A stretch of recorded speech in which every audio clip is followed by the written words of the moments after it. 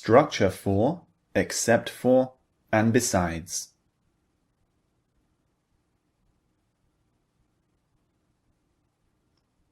Now there's quite a few things we have to go through in terms of structure for these two grammar points. They're very, very flexible and they're really good for adding emphasis. Let's have a look at what I mean. Let's start with except for. Except for can be used at the beginning or in the middle of a sentence.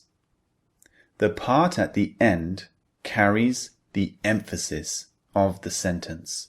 So the part at the end is usually stronger and it makes more of an impression on the listener. Have a look at what I mean just below. In the two examples below, we are expressing the same thing, but the emphasis has changed. Have a look at the first example. Except for your hair, you look really smart. So as you can see, the emphasis is on the second clause. You look really smart. We're trying to say, even though your hair looks a bit messy, you look really smart. Our general meaning is that you look smart. Remember, except for means not including. So the person is saying, not including your hair, you look really smart, because the person's hair is probably messy or doesn't look so good at the moment. But the overall emphasis is, you look really smart. However, look at the second example. You look really smart except for your hair. Now the emphasis remains on the second part of the sentence, but we've swapped the two clauses. Now we're emphasizing that your hair looks quite bad. That's the main message of the sentence. So even though you look smart, your hair looks quite bad.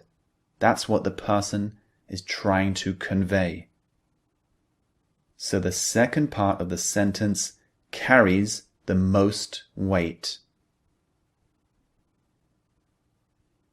You can see by moving the clauses around, you can change the general feel of the sentence, the feeling of your message. So make sure you keep that in mind. Depending on how you structured that previous sentence, you could be focusing on the person's messy hair, or you could be focusing on the fact that they look really smart. So just keep that in mind. Be aware of this feature. Now let's look at besides. Besides can be used at the beginning or in the middle of a sentence, but most commonly at the beginning. The last part of the sentence, like before, carries the emphasis. So look at the example below. Besides being an inventor and a scientist, Leonardo da Vinci was a wonderful artist. The part of this sentence that carries the most weight is the last part, the second clause, which is underlined. So we're trying to say, including being an inventor and a scientist, so that was true about Da Vinci. Mainly I'm trying to say he was a fantastic artist. So with besides, we usually use it at the beginning of a sentence, and the last part of the sentence, the second clause, carries the emphasis. This is the part that you really want to convey. This is the main point of your message. So that's how we can maneuver the clauses for emphasis. But how do we actually structure except for and besides? Let's have a look now. we have a choice of using either a noun or an ing verb with except for. So the structure is except for plus a noun or an ing verb. Look at the two examples below. The first one includes a noun. Except for the rather small kitchen, the new house is perfect. Here we have except for plus the noun kitchen. Rather small is just modifying the noun.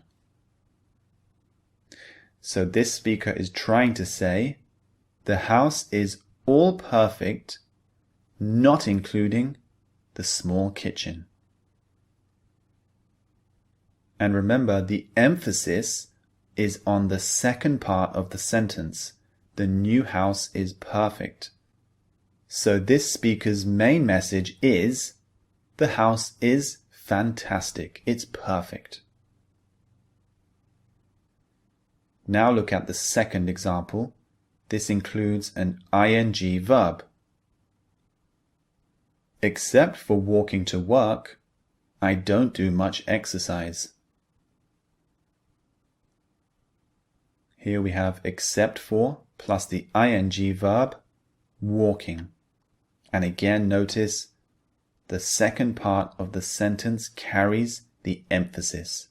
So his main message is that actually I don't do a lot of exercise. And besides is exactly the same. We can use either a noun or an ing verb. For example, besides Peter, I would say Lee and Phil are my closest friends.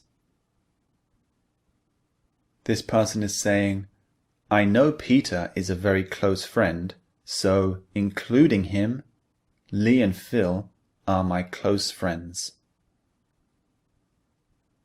And the second example reads, besides having a beautiful design, the new building is 100% eco-friendly.